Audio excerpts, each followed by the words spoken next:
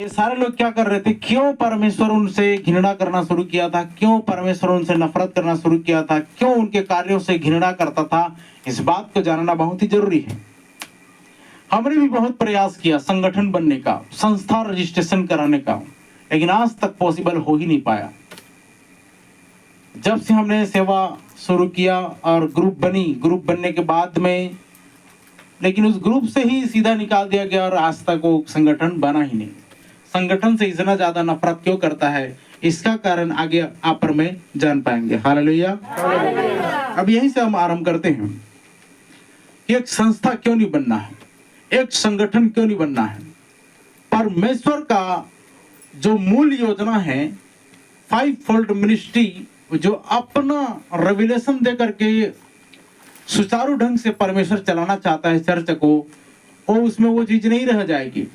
संस्था जब बना, संगठन जब बनी, तो ये अपना एल्डर चुनते हैं, अपना डिकन चुनते हैं, अपना रेवरेंड चुनते हैं, अपना सारा चीज उन लोग को चुनते हैं, और सारी चीजें ये पुजारी काम करता है। जैसे कि एक मंदिर में पुजारी होता है, उसी रीति से वो क्या करते हैं, सब उसको पूछें और उसके थ्रू से हो। लेकिन परमेश्वर नहीं चाहता। याद रखिए, प्रेरितों के काम जब आरंभ हुआ, प्रेरित लोगों ने जब सेवा आरंभ की, तो वहां पर सारे लोग थे, भजदक्ता थे, पास्टर थे, शिक्षक थे, रखवाले थे, और सब थे। फिर भी पवित्र आत्मा वहां पर अध्यक्ष था। हालेलुया।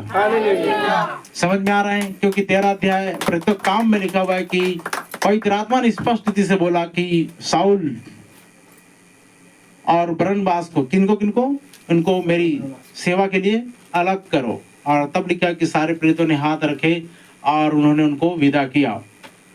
तो वो बातें नहीं रह जाती है संगठन में, वो संस्था में वो बातें नहीं रह जाती। आज भी जितना संस्थाधारी है, देखिए वहां पर कोई आत्मा नहीं है। और मैं इतिहास की पुस्तक सबको बता सकता हूं कि वहां पर एक इस्राएल का राजा था। कितने सारे लोग लोहे का सिंह बनाकर भी बोल रहे थे कि तू इसको क्या कर लेगा, जीत लेगा। लेकिन परमेश्वर की भविष्यवाणी वहां पर पूरी हो रही थी। अहाब राजा को मरना था और सारे लोग एक ही आशा की भविष्यवाणी कर रहे थे, राजा तू चढ़ाई कर, तू कृतार्थ हो और तू जीत जाएगा। लेकिन राजा संतुष्ट नहीं हुआ और वो पूछना चाहा। आज के लोग ऐसे नहीं पूछते हैं। क्या कोई यहाँ और नबी नहीं है? 400 नबी उधर क्या कर रहे हैं, भविष्यवाणी कर रहे हैं, और सब बोल रहे हैं, एक जैसी बात बोल रहे हैं कि तू कृतार्थ हो, तू चढ़ाई कर, तू सफल हो जाएगा संस्था में, तू सफल हो जाएगा संस्था में, तू कॉलेज खोल, स्कूल खोल, सांता क्लॉज बना, क्रिसमस ट्री बना, ईस्टर गुड फ्राइडे चला। समझ में आ रहा है? तो सफल हो जाएगा। ये सारे लोग बोल रहे हैं, दुनिया के लोग। लेकिन वहां पर ऐसा व्यक्ति आपके बीच में या हमारे बीच में ऐसा कोई खड़ा नहीं हुआ जो कह सके क्या कोई और नहीं है नबी, कोई और परमेश्वर का भविष्यवक्ता नहीं है, प्रमाणित भविष्यवक्ता जो मुझे एग्जैक्टली क्या करना चाहिए वो बताए। तो उधर क्या बोला जाता है, सब बात ने बोला ना, ये जन तो है इमला का पुत्र, जिसे मैं क्या करता हूँ, घृणा करता हूँ, क्योंकि उसने मेरे कभी कुशल की भविष्यवाणी नहीं की, हमेशा हानि की भविष्यवाणी करता है। किसकी भविष्यवाणी करता है? हानि की भविष्यवाणी। आप बताओ, आज जितने कुशल की भविष्यवाणी करवा रहे हैं ना, बैंक बैलेंस, रुपया, सोना चांदी, पैसा, घर बार, ये सब कहाँ जा रहे हैं?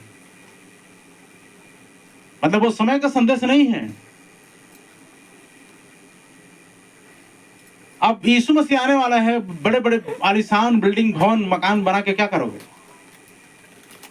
सबसे ज्यादा अपने खुद की जिंदगी की तैयारी करो ताकि रैप्चर में आप चले जाओ। हालेलुया। हालेलुया। जोर से ताली है से।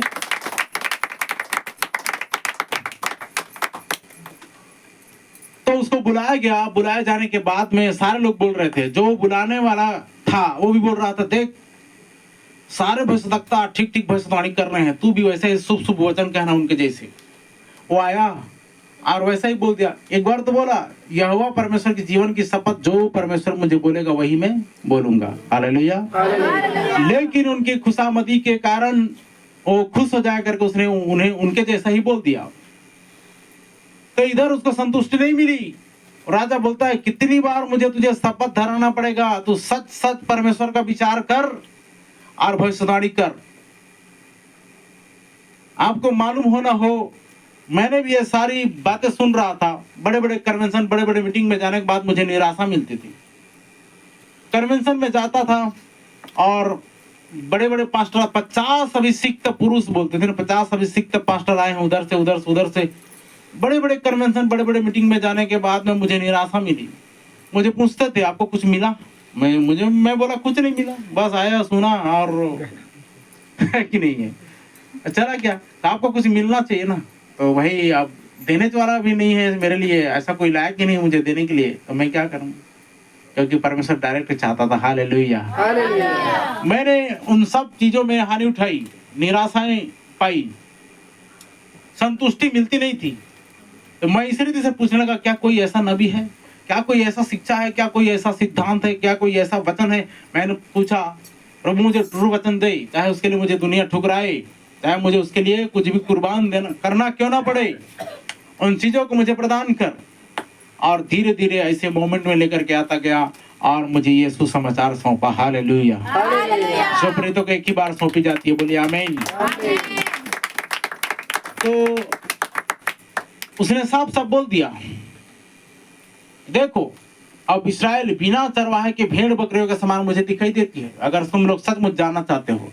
और उसने देख चुका था कि परमेश्वर की सभा में कैसी बातें हुई, क्योंकि वो भविष्यवक्ता था। और उसने देखा था कि परमेश्वर के दाहिने बाएं खड़ी सेना दिखाई दी और एक आत्मा आकर के बोलती है ना। परमेश्वर पूछा पहले, कौन जाएगा अहाब को, मेरे दास नबी एलिया ने जो बोला था उसकी भविष्यवाणी को पूरी करने के लिए, कौन ऐसा बहकाएगा। एक आत्मा थी, किसी ने कुछ कहा, किसी ने कुछ कहा है, अंत में एक आत्मा आती है और बोलती है कि मैं जाऊंगी और बहकाऊंगी। परमेश्वर ने पूछा किस उपाय से, तो उस आत्मा ने क्या बोली पता है, मैं सारे भविष्यवक्ताओं के अंदर बैठ जाऊंगी, उनके जुबान से झूठी भविष्यवाणी करवाऊंगी। क्या करवाऊंगी? झूठी भविष्यवाणी कराऊंगी, झूठ बुलवाऊंगी। क्या बुलवाऊंगी? झूठ बुलवाऊंगी। तब उस तो जा, तेरा बहकाना सफल हो। कौन भेजा? परमेश्वर ही भेजा। संस्थाओं में झूठ बोलने वाली आत्मा बैठाई है। आप जाओ झूठ, मैंने बताया था ना, पूरा खोल के रख दिया टेस्टी। आप जाओगे और उस फले बुरे के ज्ञान के वृक्ष खाकर मरोगे तो मेरी गलती नहीं, क्योंकि हम आपको यहाँ पर साफ सुथरा बता रहे हैं, दूध का दूध और पानी का पानी करके बता रहे हैं। गंदले सोते और सही सोते को बता रहे हैं। अच्छी शिक्षा और बुरी शिक्षा दोनों को आपको फर्क करके बताया जा रहा है। और लोगों का बैड लक बोलते हैं ना, ऐसा नहीं, ऐसा। वो संस्था में जाकर के मरना चाहेंगे तो हम क्या कर सकते हैं। और याद रखिए, थर्ड पुल जो होता है, तीसरा खिंचाव जो होता है, पहले पहर में प्रभु यीशु मसीह ने 5000 को क्या खिलाया? खाना खिलाया। उसके बाद में देखिए, जब कठोर बातें बोली गई तो 82 थे। कितने थे? 82। उसके बाद में और थोड़ा कठोर बातें आई तो सिर्फ 12 थे। कितने थे? 12। अब 12 में भी एक बार चुनाव हो गया, उसमें सिर्फ 11 बचे, एक उसमें का विद्रोही बन गया। तो सोचिए, दुल्हन एकदम थोड़ी मात्रा में रहेगी। बुलाए हुए तो बहुत है, परंतु चुने हुए थोड़े हैं। मतलब ये तीसरा खिंचाव तक मतलब ये समझ जाना कि पहला world war, second world war, third world war, तीसरा खिंचाव जैसा गिदोन के समय आया। एक ही प्रचार में कितने हजार लोग लौट गए और वहां पर 3 चिन्हानी दिया गया था गिदोन को। मैंने बताया था ना, 7 7 7 7 सारी चीजें 7 7 7 7 में है। क्या चीजें? 7वां अध्याय, 7वां पुस्तक और 7वां वचन परमेश्वर की भरभरी को बताता है। तो 7वां अध्याय में देखिए कौन सा किताब है, और 7वां अध्याय पुस्तक का नाम में से 7वां पुस्तक कौन सा है, और उसमें का 7वां अध्याय और उसमें का 7वां वचन क्या कहता है? पढ़िए।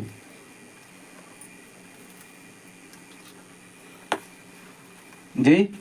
तब यहोवा ने गिदोन से कहा, 300 चपड़ चपड़ करके पीने वालों के द्वारा हाँ, मैं तुमको छुड़ाऊंगा। कितने लोग थे वहां पर? 300 आदमियों को सिर्फ चुन ले। उसके ऊपर आयत में अगर आप पढ़ोगे तो वहां पर बहुत ज्यादा जनसंख्या में थे। गिलाद के पहाड़ में जो थरथराता, हाँ 22,000 लौट गए 22,000 लौट गए। 22 और इधर कितने हो गए? और 10,000 रह गए थे। और रह गए थे 10,000। तो कितने हो गए जी? 22 32,000 लोग। एक प्रचार में 22,000 लोग लौट गए। कितने प्रचार में? 150। तो उसी रीति से प्रभु यीशु मसीह का पहला खिंचाव में 5,000 लोग रोटी खाए और वे चले गए थे। दूसरा खिंचाव में 82 थे। तीसरा खिंचाव में मात्र 11 बज गए। तो वैसे ही आज के जमाने में क्या होगा पता है? जब तीसरा खिंचाव आएगा, थर्ड पुल आएगी, तो लोग थोड़े रह जाएंगे, थोड़े रह जाएंगे। उनकी सारी आशाएं खत्म होती चली जाएंगी। और यहाँ पर गिदोन को परमेश्वर बोलता है 300 लोग जो चपड़ चपड़ करके पानी पिए हैं ना, उनके द्वारा मैं तुझे विजय दूंगा। और बोला गया कि उनको तीनों को खड़े कर, मतलब पहाड़ में खड़े हो जा और मिट्टी का घड़ा लेना। क्या लेना? मिट्टी का क्या लेना? घड़ा लेना, और एक नरसिंगा लेना, और दूसरा है मसाल लेना। ये 3 चीज जो बताता है, वो घड़ा इंसान को दर्शाता है मिट्टी, और दूसरा तुरही, तुरही मतलब साफ स्पष्ट रीति से नरसिंगे को दर्शाता है, मतलब तुरही को दर्शाता है। और तुरही जब तक साफ साफ फूका ना जाए तो लड़ाई के लिए कौन तैयार होगा, लिखा है। और तीसरी बात मसाल, जो पवित्र आत्मा को दर्शाता है।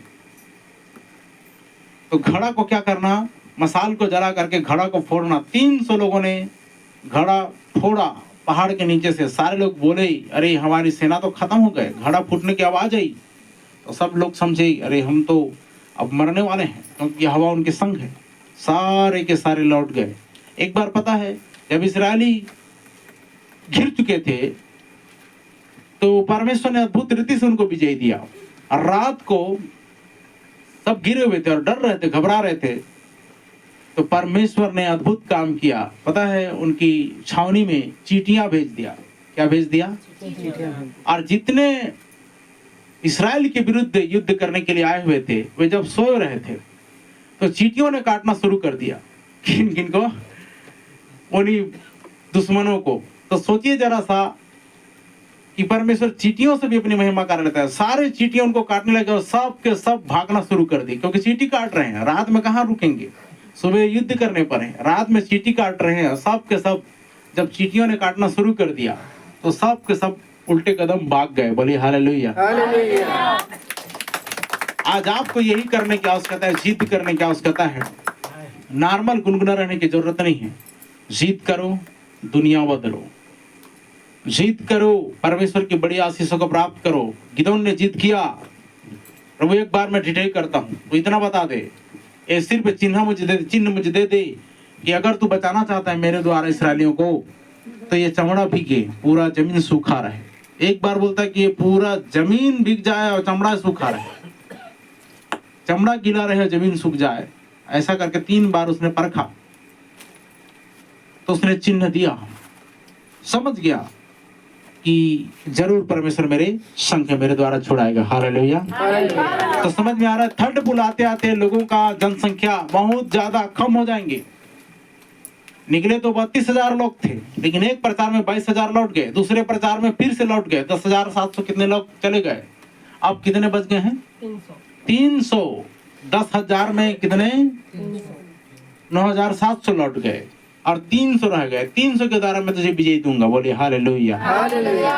तो समझ में आ रहा है? सोचिए जरा सा, पूरे वर्ल्ड से दुल्हन की श्रेणी में कुछ कम लोग होंगे जो स्वर्ग राज्य में जाएंगे। सबके सब नहीं जाएंगे। तो एक संगठन कितना ज्यादा स्थापित है। नए चर्च, न्यू टेस्टामेंट चर्च के लिए विदेशी थी। सच्ची दाखलता को निकोलाइटन के औपचारिक कार्यों से नफरत थी। समझ रहे हैं? सच्ची दाखलता मतलब समझ रहे हैं कौन है? यीशु मसीह। हालेलुया। ये निकोलाइटन के औपचारिक कार्यों से नफरत थी। यह एक कर्म थी। इफिसियन चर्च में, इस चर्च में एक सिद्धांत बन गया था। यही सिद्धांत आगे पिरगमुन में गया। यह एक कार्य था। यह सब एक बन गए। इफिसुस में यह एक कार्य था। इफिसियन चर्च में भी यह एक कार्य था। यह एक छोटे शिशु के रूप में शुरू हुआ था। तो ये क्या थे? यह कुछ और नहीं, पौल के भेड़िए थे। इनके भेड़िए पता है आपको, पौल ने भविष्यवाणी किया था, मतलब पौलुस, संत पौलुस ने भविष्यवाणी किया था। क्या भविष्यवाणी किया था पता है आपको? जहां तक प्रेरितों के काम अध्याय, इसको पूरा कर लेते हैं। जे पूरा नहीं हुआ है। हाँ, तब यहोवा ने गिदोन से कहा, इन 300 चपड़ चपड़ करके पीने वालों के द्वारा मैं तुमको छुड़ाऊंगा 300 चपड़ चपड़ करने वालों के द्वारा मैं तुझे छुड़ाऊंगा और मिद्यानियों को तेरे हाथ में कर दूंगा और मिद्यानियों को तेरे हाथ में और अन्य कर दूंगा। सब लोग अपने अपने स्थान को लौट जाएं। और अन्य सभी अपने अपने स्थान को क्या करें? लौट जाएं। लौट जाएं। ये तो बोल दिया गया था ना, परमेश्वर तो बोला था।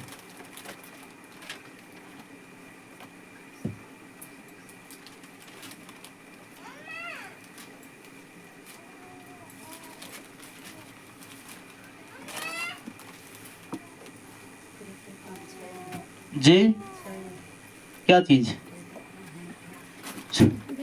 ये नुकुलाई कोई और नहीं, ये पौलुस के भविष्यवाणी किए हुए भेड़िए हैं।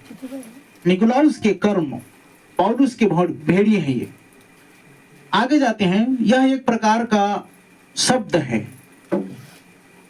निकुलेटर एक विदेशी चीज, यूनानी शब्द कोश में यह निकाओ शब्द से आया है। NICKO, व्हाइट बोर्ड नहीं लाए।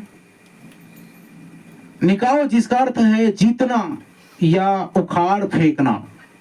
निकोलाइटन्स सामान्य जन को उखाड़ फेंको या जीतो। वे वहां जो करने की कोशिश कर रहे थे, इस चर्च को वहां ले जाने की कोशिश कर रहे थे जहां परमेश्वर के पास पादरी हैं। हालेलुया। तो मैं क्या बता रहा था कि अभी इन लोग क्या करना चाह रहे थे? पवित्र आत्मा के जो कार्य है उसको उखाड़ फेंको और अपना ठहरा हुआ पादरी को क्या करो? स्थापित करो। जैसे पुराने समय में भी हुआ करता था कि परमेश्वर की आत्मा को उखाड़ फेंको और अपने देवता को स्थापित करो। ये वही काम कर रहे थे। वही आत्मा शुरू से अब तक घूमते फिरते आई और इस इफिसियन चर्च युग में भी ये काम हो रहा है। समझ रहे हैं? परमेश्वर जब मूसा के द्वारा लोगों को अगुवाई कर रहा था, उस वक्त भी लोग क्या बोलते थे? मूसा कहीं चला क्या, इसलिए आओ हम देवता बना लें। क्या बना लें?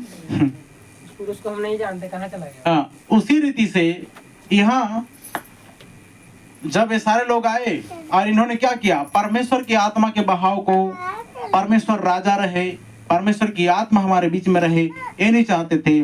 और इस रीति से निकोलाइयों ने ऐसा करने का प्रयास किया। इस चर्च को वहां ले जाने की कोशिश कर रहे थे जहां परमेश्वर के पास पादरी हैं और परमेश्वर की आत्मा जीवित परमेश्वर के चर्च में उपहारों के माध्यम से घूम रही थी। बोलिए हालेलुया। वो एक सिद्धांत को शुरू कर रहे थे। मतलब सिद्धांत शुरू करना मतलब है कि पवित्र आत्मा बाहर जाना। और याद रखना, दो बोलते ना, एक म्यान में दो तलवार नहीं रह सकती। तो उसी रीति से एक को आना था तो दूसरा को। अगर ये लोग संगठन स्थापित किए तो पवित्र आत्मा वहां नहीं रहेगा। अगर पवित्र आत्मा आए तो संगठन वहां पर नहीं रहेगी। लेकिन निकोलाइयों ने क्या किया? उनके पास कुछ पुजारी और बिशप और पोप आदि होंगे, लेकिन प्रभु ने कहा वह उनसे नफरत करता है। प्रभु ने कहा उनसे नफरत करता था और आज भी करता है। बोली हालेलुया। समझ में आ रहा है? उस वक्त बोला कि मैं निकोलाइयों की शिक्षा से घृणा करता हूं, जैसा तू भी करता है वैसा मैं भी करता हूं। लेकिन इफिसियन चर्च के युग में कुछ लोग घुस आए हुए थे और उन लोग संगठन बनाने का प्रयास कर रहे थे, लोगों को भरमा रहे थे, लोगों को बहका रहे थे। और पता है, शैतान 3 तरीके से अटैक करता है। स्पिरिचुअल अटैक करेगा तो आपके पास वचन को लेकर आएगा, तर्क वितर्क वचन को लेकर आएगा। दूसरा है शरीर में परेशानी देगा, ये बीमारियों को देगा कुछ। यीशु मसीह के उदाहरण में आप सभी जान सकते हैं कि वो किस कदर 3 तरीके से युद्ध करता है। स्पिरिचुअल, और उसके बाद में फिजिकल, और एक और तरीके से पूरा वो इंसान को ही बर्बाद करने का प्रयास करता है। तो चलिए हम लोग आगे जाते हैं। निकोलाइटेंस का मतलब है निकाओ। सामान्य जन को परास्त करो या उखाड़ फेंको। आप में से कितनों को पता है कि सामान्य जन ही चर्च है? बोले हालेलुया। विशेष वर्ग के लोग चर्च नहीं है, सामान्य जन, कॉमन नॉर्मल जनरल लोग ही चर्च हैं। बड़े बड़े आलीशान पैसे वाले पावर वाले चर्च हैं क्या? नहीं है। प्रभु ने कभी बोला टुंडे लंगड़ो गूंगो बहरो जो जगत के नीच तुच्छ मूर्खों को क्या कर लिया? तो ये सामान्य जन ही चर्चा है। बोली हालेलुया। लेकिन निकोलाई का शिक्षा का मतलब क्या है कि ये निकोलाई क्या करता था? NI और क्या बोल रहा था मैं? CKO मतलब निकाओ। ये जहां से आया है, ये निकाओ शब्द का अर्थ होता है कि सामान्य जन को उखाड़ फेंको और उनको जीत लो, उन पर हुकूमत करो। यही इसका मतलब था, उखाड़ फेंको। अब आपको पता ही होगा उनका मकसद था उखाड़ फेंको या जीतो या उनकी जगह ले लो। समझ रहे हैं? इनको क्या कर देना, ये सामान्य जन को जो चर्च मेंबर की तरह यहाँ पर काम कर रहे हैं, इनको साफ कर दो और उनके जगह को ले लो। मतलब बोलते हैं जिसकी लाठी उसकी भैंस। इस टाइप का इन लोगों ने राजनीति लगाया और उनको हटा करके अपना राज्य स्थापित करने का प्रयास किया। उनको उखाड़ फेंको, उनको भगा दो और उनके स्थान में खुद पॉपुलर हो जाओ, खुद पादरी बन जाओ और पूजा आराधना लो। आज ऐसे बहुत सारे चर्च हैं। दूसरे शब्दों में सारी पवित्रता, सारी शक्ति चर्च से ले लो। आज क्या किया गया? चर्च से वही तो कर दिया गया है। आज क्यों बड़े बड़े चिन्ह चंगे चमत्कार के काम नहीं होते? देखना, लंगड़े चलते थे यूहन्ना पतरस के द्वारा, पौलुस के द्वारा रुमाल छिलवा कर लोगों को अंदर में डाल देते थे। वो काम कहाँ है? आज संस्था ले गई। झूठे लोग ऐसा कर रहे हैं। लेकिन याद रखना, कामों के अनुसार न्याय होगा करके बोला गया है। किसके अनुसार? और तभी तो उन लोग बोलेंगे कि हे प्रभु, हमने तेरे नाम से चंगाई का काम किया, भविष्यवाणी किया और चिन्ह चंगे चमत्कार किए और दुष्ट आत्मा को निकाला। तब तो यीशु मसीह बोलेगा तुम कहाँ के हो, मैं तुमको सिर्फ उन्हीं को जानता जो यीशु के नाम को बपतिस्मा लिए। बोले हालेलुया। अब आप इधर चमत्कार करके फेमस होना चाहते हो कि यीशु के नाम को बपतिस्मा लेकर यीशु के सामने हाजिर होना चाहते हो। दो सिंहासन वहां पर होगी, एक न्याय सिंहासन, मरे होगा। देखो दो सिंहासन, समझ रहे हैं? एक न्याय सिंहासन में यहाँ पर मैं मसीह लिखा है ना, पहला पत्र 4 अध्याय 18 पद में जाएंगे या कुछ अध्याय में तो लिखा है कि हम सब का हाल मसीह के न्याय सिंहासन के सामने क्या हो जाए? खुल जाए, ताकि वो भले बुरे जो भी उन्होंने कर्म किए हैं उसका वो प्रतिफल को पाए। तो वैसा है। और एक जो है लिखा है दो मृत्यु, दूसरी प्रकार की मृत्यु होगी। और जो हम जो जीवित हैं उनको दूसरी मृत्यु की हानि नहीं होगी। परमेश्वर के साथ बादलों पर उठा ले जाएंगे, पलक झपकती होगा करके लिखा गया है। और वे जिनको दो मेज होगी, दो मेज में, एक मेज में विवाह का भोज है और दूसरा मेज जो है पक्षियों का मेज है। किसका? और आकाश के पक्षी किसको दर्शाते हैं जानते हैं हम लोगों ने? शैतान, शत्रु, बैरी, दुश्मन, ये सब चीज में आ जाते हैं। और हकीकत में पक्षी आएंगे और जितने छूटे रहेंगे, जो रेप्चर में नहीं जाएंगे, स्वर्ग राज्य में उठा ले नहीं जाएंगे, वो जो यहाँ पृथ्वी पर बचे रहेंगे, उन सबको एक बैग वैसा खींच करके उस स्थान में लिखा है आकाश के पक्षी आ जाओ। स्वर्गदूत भविष्यवाणी करेगा, आकाश के पक्षी आ जाओ और इन जितने भी छोटे बड़े, धनी, कंगाल, स्वतंत्र, सबका मांस खाओ। दो भोज होने जा रहा है, दो सिंहासन लगने जा, मतलब जो जजमेंट वाली स्थान होने जा रही है। तो चलिए आगे जाते हैं। सारी पवित्रता, सारी शक्ति को चर्च से ले लो और इसे पुजारियों पर डाल दो। किस पर? पुजारियों पर डाल दो। मंडली जिस तरह से जीना चाहती है उसे रहने दो, लेकिन पुजारी पवित्र हैं। चिन्हों और चमत्कारों के साथ लोगों से पवित्र आत्मा को दूर ले जाना और उन्हें पवित्र पुरोहित्य देना, पवित्र आत्मा को छीनना और पुरोहित्य के लिए उसकी अदला बदली करना। कैसे अंदर में ये चीज इफिसियन चर्च के अंदर में ये सारी चीजें घुसती चली आई। पवित्र आत्मा का बहाव को छीन लिया गया, पवित्र आत्मा के काम को छीन लिया गया और पुरोहित्य में उसको बदल दिया गया।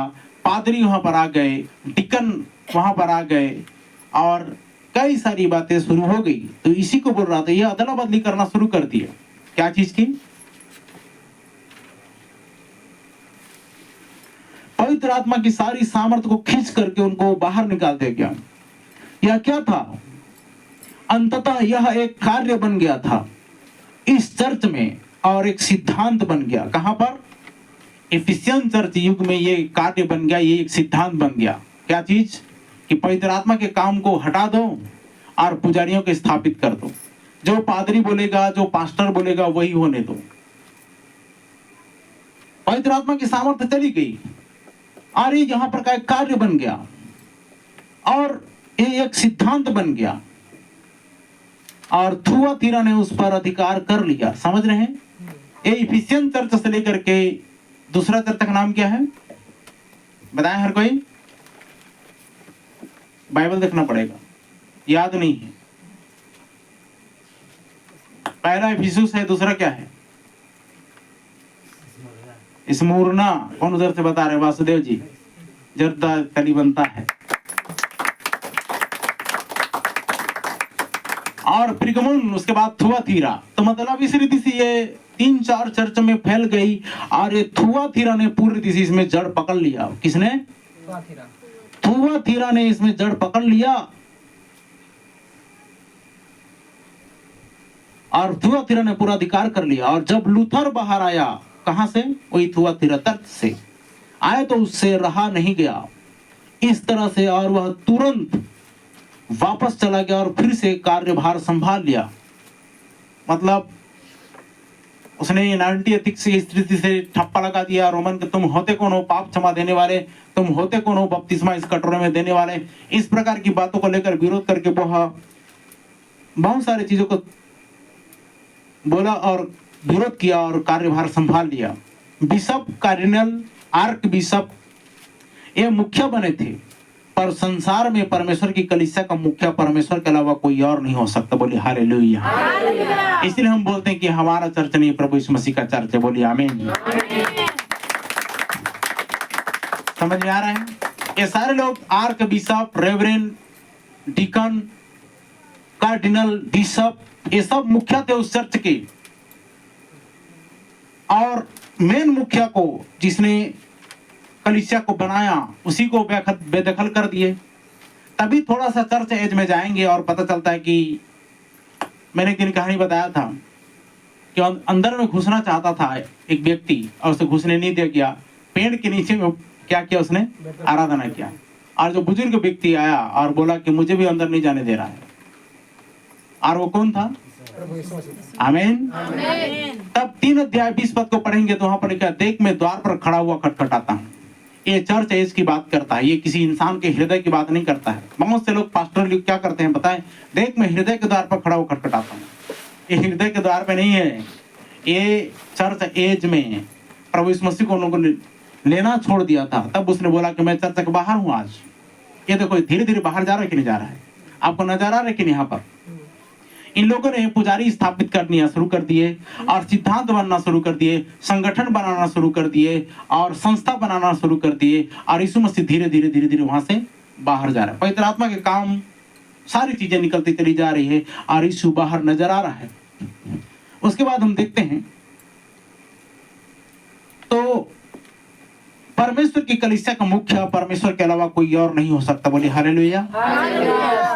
अब हम धार्मिक महसूस करते हैं। पवित्र आत्मा को चर्च पर शासन करने के लिए भेजा गया था।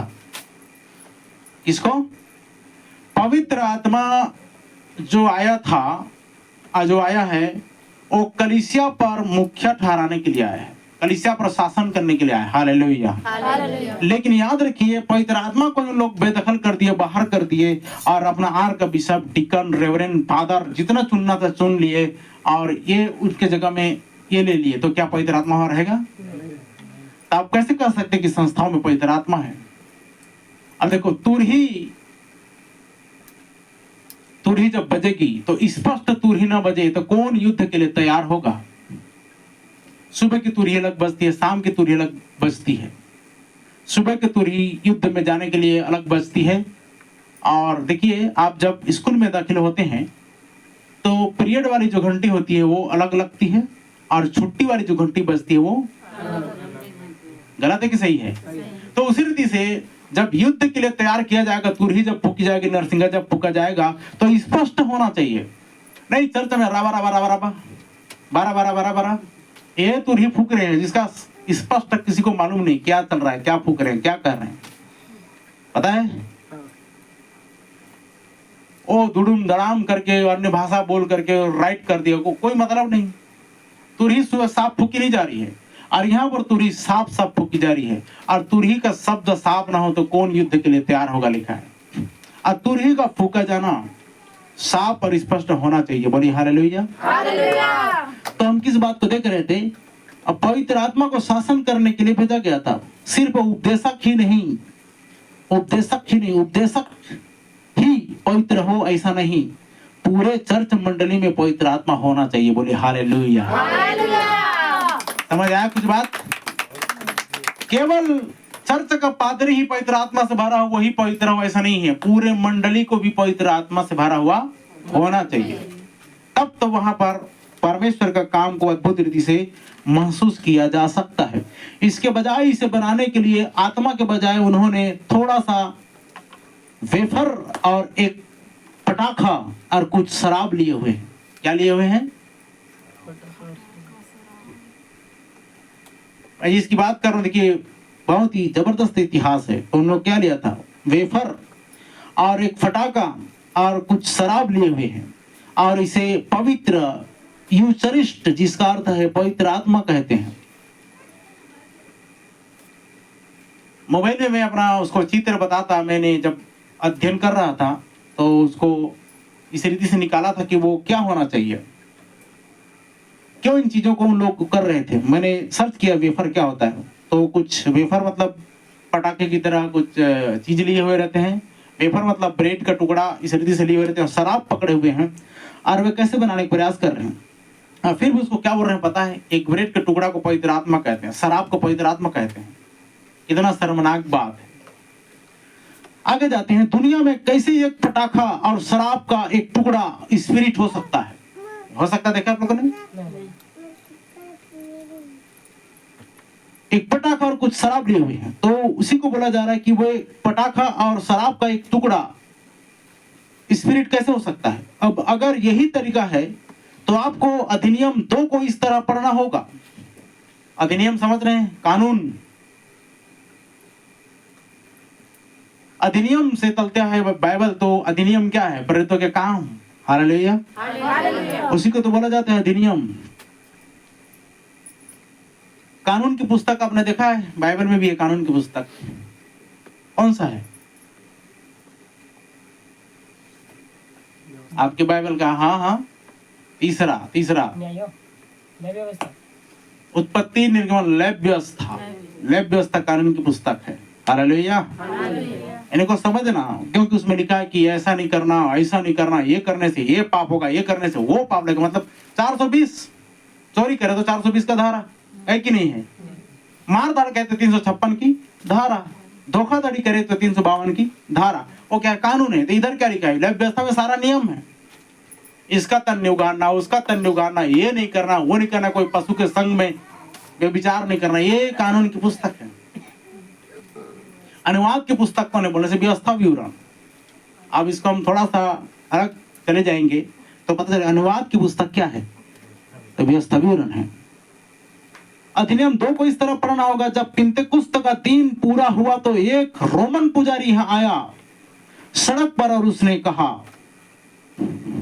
अपनी जीभ चाटो, और उसने वेफर रखा और उसने शराब पी और कहा, अब तुम्हें पवित्र आत्मा मिल गई। ऐसा है। अधिनियम 2 प्रेरितों के काम अध्याय 2 अगर उसको पढ़ते हैं तो पवित्र आत्मा पाने वाले क्या ऐसा कभी ऐसा बोले?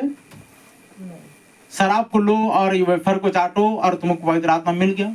अगर लोगों ने इस रीति से बनाना शुरू कर दिया तो क्या यह पवित्र आत्मा है? बिल्कुल नहीं है। यह एक भयानक बात है, शर्मनाक बात है। अब नीचे चलें, बैप्टिस्ट के पास। मेथोडिस्ट क्या करते हैं?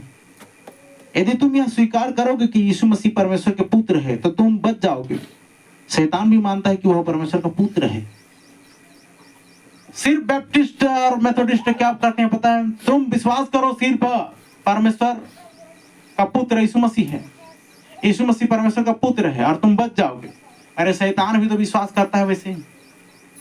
सिर्फ विश्वास कर लेने से कि परमेश्वर का पुत्र है बच पाओगे? बचाव का तो इधर प्रोसेस अलग है। जो विश्वास करे बपतिस्मा ले, उसका उद्धार है ना। तुम अपने अपने पापों की क्षमा करे यीशु मसीह के नाम से बपतिस्मा, तब तो लिखा है। तो बैप्टिस्ट और मेथोडिस्ट यही करते हैं। तो शैतान भी मानता है कि वो परमेश्वर का पुत्र है और इससे कांपता है। संभवतः चर्च के सदस्यों की तुलना में इस पर अधिक विश्वास करता है। सही है ना? शैतान भी ऐसा विश्वास करता है क्योंकि वह जानता है कि वह नष्ट हो गया है। बोली हालेलुया। और नष्ट हो गया, भ्रष्ट हो गया है, पूरी रीति से खत्म हो गया। वो उस बात को जानता है। लेकिन मैंने एक पोस्ट छोड़ा था, उसी से मैं जब अध्ययन कर रहा था, तो आज के विश्वासी लोग, आज के पास्टर लोग, आज के जितना डिनोमिनेशन वाले हैं, और शैतान से भी ज्यादा बड़े विश्वासी हैं। शैतान एक परमेश्वर में विश्वास करता और कांपता है, और आज के पादरी तीन तीन परमेश्वर पर विश्वास करते हैं। 3 परमेश्वर बोलते हैं। कितने परमेश्वर? किधर से दिखाते हैं बताओ तो? अरे जब स्तिफनुस ने पत्थरवाह जब किया गया तो उसने परमेश्वर के दाहिनी ओर देखा ना। तो दाहिनी ओर देखने का क्या मतलब है? दाहिनी ओर जब तक वो मध्यस्थता नहीं करेगा, वो वकील नहीं बनेगा, तो आपको जजमेंट में कैसे लेकर के आएगा? वो जजमेंट से कैसे बचाएगा? न्याय से कैसे बचाएगा? वही तो मध्यस्थ है, वही तो वकील है। और जब सब वकालत का काम पूरा हो जाता है, आपका और मेरे लिए विनती कर रहा है, जब आपके और मेरे लिए विनती कर चुकेगा तो वकील का काम छोड़ देगा और वो न्यायाधीश बन जाएगा। बोलिए हालेलुया। क्या बन जाएगा वो? और प्रकाशित वाक्य को पढ़ने से ये पता चलता है कि जो जय पाए मैं उसे अपने पिता के सिंहासन में बिठाऊंगा, जैसा कि मैं जय पाकर अपने पिता के सिंहासन में। लेकिन 3 सिंहासन दिखाते हैं उधर। कितने सिंहासन? स्तिफनुस देख रहा है बगल में दाहिनी ओर। दाहिनी ओर देखने का मतलब सर्वोच्च को दर्शाता है, और दाहिनी ओर देखने का मतलब मध्यस्थता कर रहा है यीशु मसीह आपके मेरे लिए। वो कह रहा है इधर न्यायी बन के जब वो आएगा तो उसका खून यहाँ पर बीच में आ रहा है। प्रभु देख, इसके लिए मैंने खून बहाया, इसके लिए मैंने खून बहाया, इसके लिए मैंने खून बहाया, इसको पाप ना लगे, इसको दंड ना दे। ये मध्यस्थता कर रहा है, वो चीज को दर्शा रहा है। और लोग बोलते हैं, जैसे देखो वहां लिखा है जो जय पाए। क्या पाए? बहुत सारे लोग जय नहीं पा रहे हैं। जो जय पाए, जैसा मैं जय पाकर अपने स्वर्गीय पिता के सिंहासन में बैठ गया, लिखा है ना जी। हाँ, जो जय पाए उसे दुष्ट मृत्यु से हानि नहीं होगी। अब आगे देखते हैं। अब मेथोडिस्ट वाले कहते हैं यूहन्ना ने बपतिस्मा नहीं दिया, केवल उसने छिड़का मारा। क्या मारा? ये मेथोडिस्ट वाले ऐसे बोलते हैं कि यूहन्ना ने बपतिस्मा नहीं दिया जल का, वो छिड़का मारा। देश में बहुत सारे गोफर थे और जगह जगह से पानी ऊपर आता था, और उसके पास एक भेड़ की खाल थी, और उसने एक गोफर के छेद को खुरच कर निकाला, और वे वास्तव में यही उपदेश देते हैं। और इस गोफर के खोल में से पानी निकालो और लोगों पर छिड़के, यही बकवास है। मेथोडिस्ट वाले देख रहे हैं कितना कैसे विचारधारा से बने। बकरे का खोल था उनके पास, और उसके पास में यूहन्ना के पास में, और उसे छेद कर दिया खुरच करके, और वहां से छिड़का मारता था, वो बपतिस्मा हो गया, ऐसा समझते हैं। कैसा शैतान इनके माइंड में घुमा के रख दिया है। ठीक है, अब पेंतिकुस्त का दिन पूरा हुआ तो सभी एक स्थान पर एक स्वर में थे, और पादरी नीचे आया और एक अच्छा उपदेश दिया और कहा, मुझे संगति का दाहिना हाथ दो और हम इस पर हाथ डालेंगे, इसे करेंगे, इस पुरस्कार पर हम अपना नाम डालेंगे। यह अच्छा नहीं लगता आपको, यह पंचांग में नहीं मिल सकता। वे उससे बेहतर जानते हैं, पुराना महिला जन्मदिन पंचांग। खैर, फिर इसका कारण क्या है?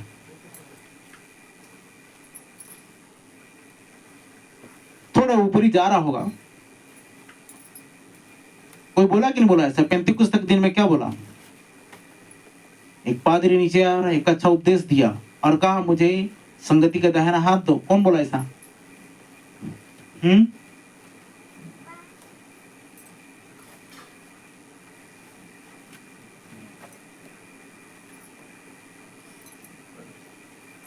निकोलेटन धर्म ग्रंथ को तोड़ने मरोड़ने और एक संप्रदाय बनाने के लिए लोगों का एक समूह ला रहा है जो ईश्वर को इसमें आगे बढ़ने दे सकता। वही वो जगह में मर जाते हैं वो, क्योंकि परमेश्वर को नहीं लिया जा रहा है। वहां पर बिशप को, आर्क बिशप को, पादरी को, रेवरेंड को, जिसको बोला जाता है नामधारी लोगों को लिया जाता है। तो ये निकोलेटन ने इस प्रकार की बातों को लेकर ये धर्म ग्रंथ को तोड़ने मरोड़ने का। फिर उन्होंने कहा तुम मर चुके हो, तुम्हें एक नाम मिला है, तुम जीवित हो। मैंने बताया था ना, क्या मिला है? एक नाम मिला है जिसके द्वारा तुम जीवित हो। ठीक है, हमको यीशु मसीह का नाम मिला और हम इसके द्वारा हम क्या है? जीवित है। लेकिन निकाओ ने क्या बोला पता है? निकोलेटन ने क्या बोला? ये कोई और नहीं, ये पौल का भेड़िए है। याद रखना, पौल ने भविष्यवाणी किया था कि मेरे जाने के बाद तुम्हारे अंदर में क्या आएंगे? भेड़िए आएंगे, वरन तुम्हारे बीच में से निकल खड़े होंगे और झुंड को न छोड़ेंगे, उल्टी पुल्टी बातें बोलेंगे और अपने पीछे खींच लेने की बात बोलेंगे। तो एक निकोलाउस क्या है? मैंने बताया था 6 अध्याय में 7 सुनाम पुरुषों में से एक पुरुष था। आइए, पौल के भेड़िया उसी में से निकले, उसी सेवक में से पौल के भेड़िए निकले। और ये भेड़िए हैं जो क्या कर रहे हैं? झुंड को फाड़ रहे हैं, पवित्र आत्मा की सामर्थ्य को लेकर बाहर चले जा रहे हैं। और उसके बाद में इधर आगे देखते हैं,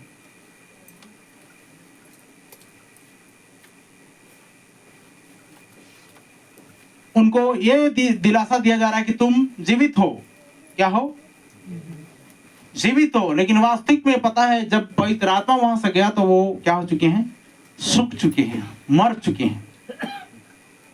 और उनको अभी भी दिलासा दिया जा रहा है कि तुम्हें एक नाम मिला है तो जिसके कारण तुम जीवित हो। लेकिन वास्तविक में वो मर चुके थे। लेकिन तुम मर चुके हो, उनमें से कई एक मर चुके हैं और वे यह नहीं जानते। सही है? मस्त गाना गा सकते हैं, चर्च में जाकर के डफली बजा सकते हैं, आराधना कर सकते हैं, प्रार्थना कर सकते हैं, प्रचार भी मस्त कर सकते हैं, चंगई भैंसवाड़ी चीन छुटकारा चमत्कार सब चीज कर सकते हैं। लेकिन फिर भी उनके अंदर में जीवन नहीं है, फिर भी वो मरे हुए हैं। बहुत से लोग ऐसे ही हैं, वे मर चुके हैं पर उन्हें पता नहीं है। निकोलाइटेंस उन्होंने कहा आप उससे नफरत करते हैं। सभी अच्छे पुजारी, कार्डिनल, पवित्र बिशप, पोप को लेते हुए आप में से कुछ पेंटिकोस्टल महान पर्यवेक्षक, उसे नीचे आने दो। सामान्य पर्यवेक्षक वह आपको क्या करेगा? बताएगा कि क्या आप उपचार प्राप्त कर सकते हैं, यहाँ सेवा है या नहीं।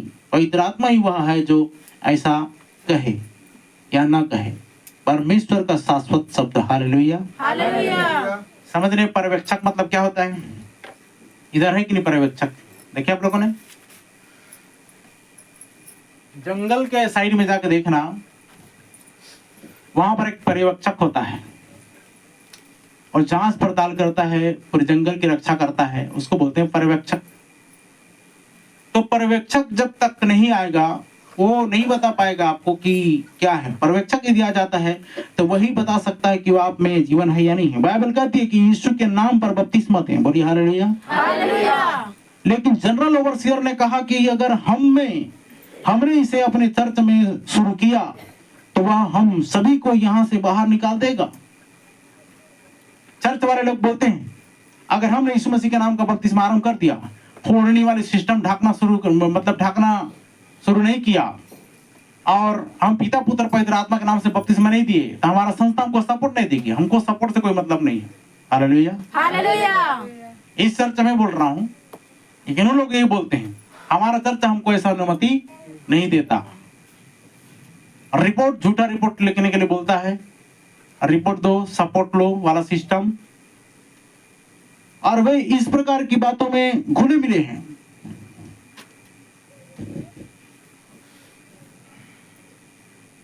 अगर हमने इस प्रकार की बातों का आरंभ किया यीशु के नाम का बपतिस्मा का, तो हमें बाहर निकाल देंगे।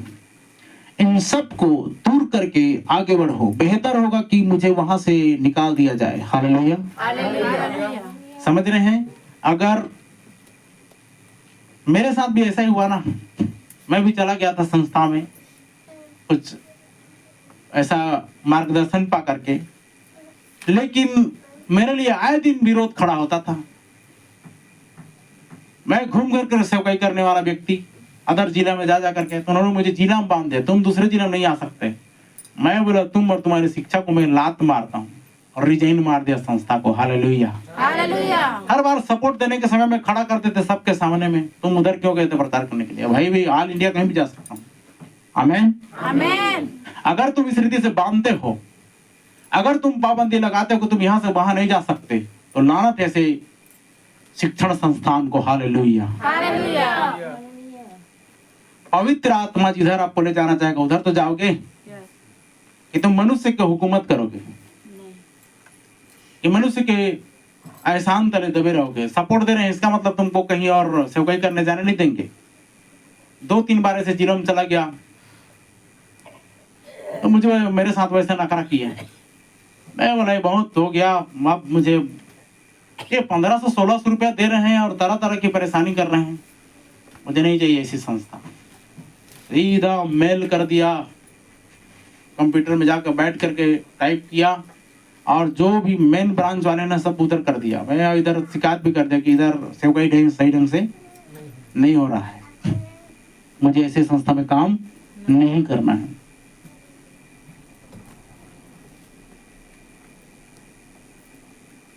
तो आगे क्या, निकलना ही पसंद करूंगा मैं ऐसी संस्था से। इसलिए यदि आप यहां से कुछ भी ले जाते हैं तो आपको वहां से किसी भी तरह से बाहर निकाल दिया जाएगा। यदि वह तुम्हें यहां से बाहर निकाल देगा तो तुम्हें वहां से भी बाहर निकाल दिया जाएगा। इसलिए उसके साथ बने रहें। ये तो दिक्कत है उनको। अगर यहां से कुछ निकाल देते हैं, सही बात है कि नहीं? वतन से अगर कुछ निकाल देते हैं तो वहां से भी निकाल दिया जाएगा। अगर यहां से निकाल करके वहां साटे जाते हैं तो इधर से निकाले जाओगे, अगर वहां से निकाल देते हैं तो उधर से निकाले जाओगे। अब मैं इंसान करे तो करे क्या, दोनों तरफ से परेशानी है। लेकिन हमको साथ साथ बने रहने की आवश्यकता है। बोले हालेलुया, हालेलुया। हम सही होना चाहते हैं, ये तो बड़ी ही गंभीर बात है। हमें इस चीज को ठीक करना होगा। हम कभी भी एक चर्च बनाने में सक्षम नहीं होंगे जब तक कि खुद परमेश्वर को इसे रखने के लिए नींव नहीं मिलती। सुन रहे हैं? हम एक चर्च बनाने में, एक बिल्डिंग खड़ा करने में, या एक कलीसिया को निर्माण करने में तब तक सक्षम नहीं होंगे जब तक परमेश्वर खुद सही नींव देख करके न डाले, तब तक। कई जगह हम प्रयास कर रहे हैं, जैसे कि हमने रायगढ़ प्रयास किया, लेकिन वहां सही नींव नहीं मिल पाई। अगर सही नींव मिल पाती तो आज तक बिल्डिंग खड़ी हो जाती। Hallelujah, hallelujah. जैसे यहाँ पर खड़ी है। बोलिए हालेलुया। हालेलुया। क्या आप नहीं लगता कि हम लोग कलीसिया बिल्डिंग खड़ी हैं? लगता है कि नहीं?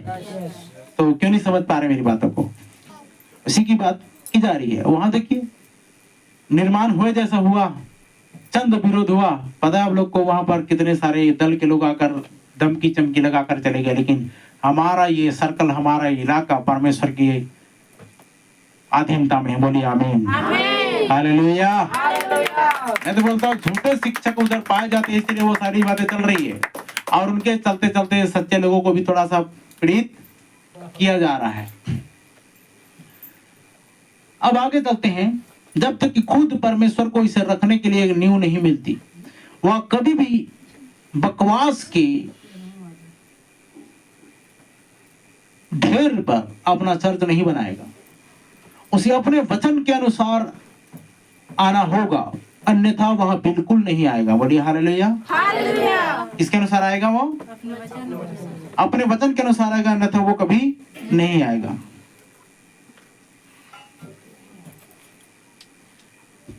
एक बार किसी ने कुछ कहा, यहाँ ऊपर आओ कमरे में, इनको भाई ब्रह्मम को, और कमरे के अंदर क्या हो रहा था यह प्रकट हो सकता था उनके द्वारा। वे तो प्रभु का सेवक है, आत्मा उस पर है, वह अभिषिक्त भविष्यद्वक्ता है, परमेश्वर उसे सब बता देगा क्या है और क्या होने वाला है। लेकिन उनका धर्मशास्त्र उसे मत सुनो। क्या बोले ऐसे? किसी ने बुलाया और किसी ने उनके बारे में ऐसा ढिंढोरा पीट दिया, और बस लगता है रूम के अंदर क्या हो रहा है उनको बुलाओ, मजाक में ले रहे हैं। जैसे कि मान के चलो कहीं पर खुफिया मीटिंग हो रही है और किसी भजतक तक बुला लो, और भजतक बाहर से वो दीवार के इस पार है और अंदर उधर खुफिया मीटिंग चल रही है, और बाहर से वो जान ले क्या हो रहा है क्या नहीं हो रहा है। भाई ऐसे करने के लिए थोड़ी ना परमेश्वर ने अपने लोगों को बोला है। क्या गड़बड़ है? कोई आदमी ऐसा कैसा कर सकता है? भविष्यवक्ता शब्द का मतलब ही शब्द का प्रकटीकरण करता है। बोलिए हालेलुया। हालेलुया। प्रभु का वचन भविष्यवक्ता के पास ही आता है। आमीन। आमीन। तो आज लोग जो डिग्री पा करके संस्था में ज्वाइन करके भविष्यवक्ता बन रहे हैं या पास्टर बन रहे हैं, ये तो लोग बना रहे हैं उनको। भविष्यवक्ता तो वो होता है जो पैदा होने से पहले ही भविष्यवक्ता है। बोलिए हालेलुया। हालेलुया। सही है, ठीक है। आगे देखते हैं कैसे एक आदमी चर्च के एक छोटे से सिद्धांत को कहीं रख सकता है, क्योंकि उनका संगठन इससे सहमत नहीं होगा। वह आपको बेच रहा है। संगठन से परमेश्वर नफरत करता है। सुन रहे हैं? संगठन बनाना मतलब है कि वो पादरी, वो पास्टर, वो इंसान आपको क्या कर रहा है? वो बेच रहा है। जैसा कि गाय बैलों को ले जाकर के क्या करते हैं लोग, कोचिया होते हैं ना, बेच रहे हैं। आप तो उसी के समान चले जा रहे हो, क्योंकि इंसान ही ऐसा बना हुआ है, बिना पवित्र आत्मा के अगुवाई के वैसा ही चलता है। उनको एक चरवाहा की जरूरत पड़ती है, एक अगवा की जरूरत पड़ती है। उसके अनुसार से उसके पीछे चलेंगे तब सही दिशा में जा सकते हैं, अन्यथा वो बिना चरवाहे की भेड़ बकरियों के समान है, लिखा है। और पशु क्या करेंगे? जाएंगे और इस स्थान में जाकर वध हो जाएंगे।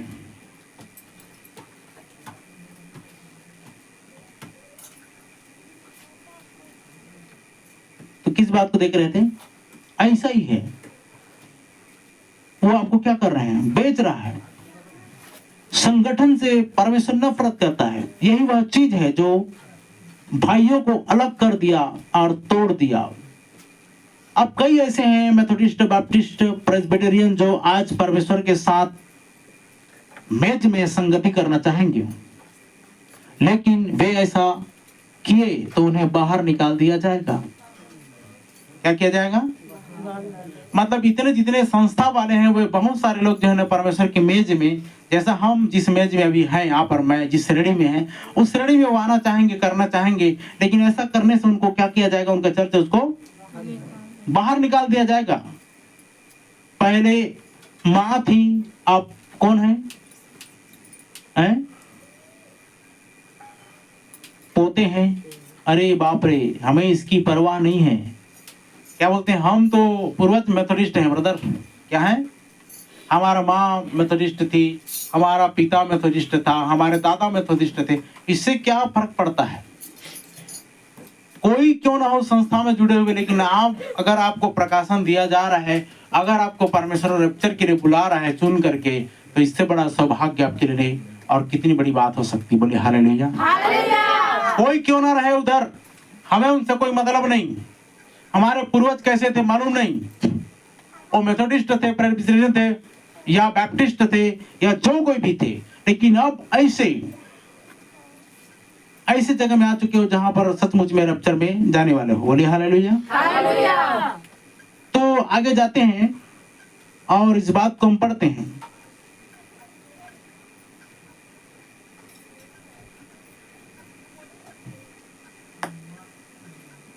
माँ अपने दिन में पूरी रोशनी में जी रही थी और आप किसी और दिन में जी रहे हैं। सही है?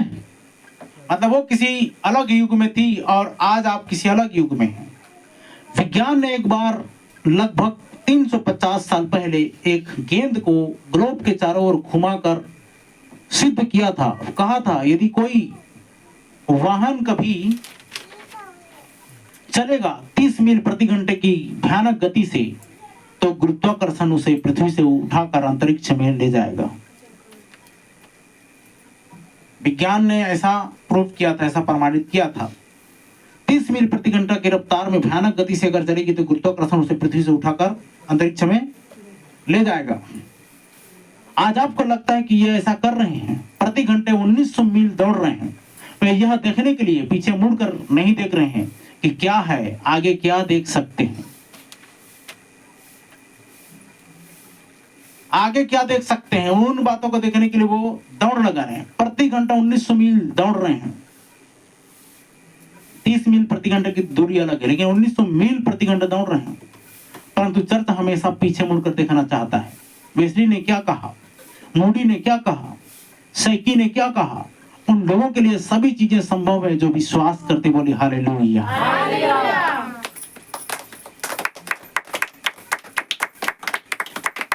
मैंने उस दिन चित्र बताया था, पशु में या फिर कोई चीज में अगर पीछे देखने वाला है तो वह है मेंढक। मेंढक देखता है कि मैं कहाँ था, मैं पीछे किधर था। वही एक चीज है जो पीछे देखता है। लेकिन ये सारे लोग आज क्या कर रहे हैं, विज्ञान आगे देख रही है, आगे क्या होने वाला है। चर्च लेकिन हमेशा पीछे रह रही है, पीछे मुड़कर देखना चाहता है। और जॉन वेस्ली ने क्या किया, मोडी ने क्या किया, ये सब चीज। लेकिन हम जानते हैं जो विश्वास करते हैं उनके लिए सब कुछ संभव। बोले हालेलुया। इसीलिए मैं आज क्या करता हूँ कि प्रभु उस समय तेरे लोग में जैसा था, पिलर ऑफ फायर थी विलियम ब्रैनम में, आग का खंबा था एलिया में, वही आग का खंबा आज हमारे भी बीच में मौजूद होना चाहिए। बोलिए आमीन। क्योंकि परमेश्वर आज कल और युगानुयुग तो कभी नहीं बदलता, कभी बदल नहीं सकता। तो आपको और मुझको अधिकार है उन्हीं चीजों को लेकर प्रार्थना करने की। केवल एक चीज पीछे की ओर देखता है, किस प्रकार का जानवर हमेशा पीछे देखता है। सबसे निम्नतम जीवन है। क्या है वो निम्नतम जीवन? जो गतिमान है, एक मेंढक यही है जो, और एक आदमी वहां सबसे ऊंचा जीवन है। मैंने बताया था ना चित्र, सर्वोत्तम जीवन एक इंसान का जीवन है। एक मेंढक देखता है पीछे की ओर। हमें पुराना जीवन की ओर नहीं देखना है। बोलिए हालेलुया। जब पुराना जीवन को, पुराने पास्ट जिंदगी को परमेश्वर ने पाप में जीवन को समुद्र में डाल दिया गया है, लेकर डाल दिया गया और बोला कि मैं तुम्हारे पीछे को नहीं देखता हूँ, मैं तुम्हारे आगे को देखता हूँ। तो आप और मैं कौन होते पीछे देखने वाले हैं? आगे को देखना है। हालेलुया। इधर देखना है।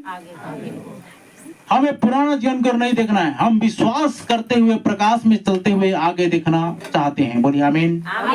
जैसे वह प्रकाश में है। बोलिए आमीन। बस आप चलते रहें, स्थिर खड़े मत रहो। खड़े रहे तो कभी भी पहुंच नहीं पाओगे। यदि आप बच गए हैं तो आप तो पवित्रीकरण की ओर चलें। इसकी ओर चलें। यदि आप बच गए हैं, उद्धार पाए, तो सीधा पवित्रीकरण की ओर जाएं। अगर पवित्रीकरण हो गया तो पवित्र आत्मा के बपतिस्मा की ओर जाएं। देखो परमेश्वर 3 श्रेणी में काम किया। क्या क्या क्या हमने शुरू में देखा था ना, क्या क्या?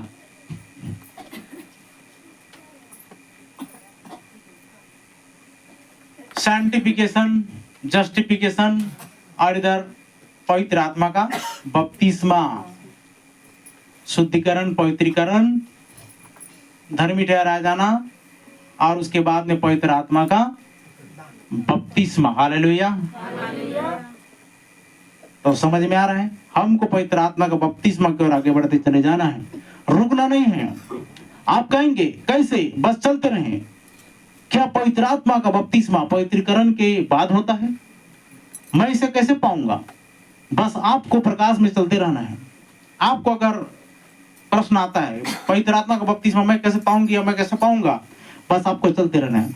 जब आप एक कदम आगे बढ़ाएंगे तो प्रकाश आपसे थोड़ा आगे उछलेगा, क्योंकि वह हमेशा आपसे आगे है। बोलिए हालेलुया। आप देख के देखना छाव को, वह धक्का नहीं देता, वह नेतृत्व करता है। जब आप प्रकाश की ओर एक कदम आगे आएंगे तो प्रकाश उछलेगा और आपको एक कदम आगे बढ़ना है, फिर वो एक कदम आगे बढ़ेगा। ऐसी रीति से आप उसको क्या कर सकते हैं? प्राप्त कर सकते हैं, क्योंकि वो नेतृत्व करता है। हम उससे बहुत खुश हैं। वह प्रकाश है, उसमें कोई अंधकार नहीं। बोले हालेलुया। अब प्रभु ने कहा तू निकलइयों के कामों से क्या करता है? एक सिद्धांत बना के चलते थे वे। चर्च किसका था? स्थापन करता कौन था जी? इफिसियन चर्च किसका था? स्थापनकर्ता कौन था? नहीं पता? मैं बता चुका हूं, आप लिख चुके हैं, लेकिन आप भी भूल गए।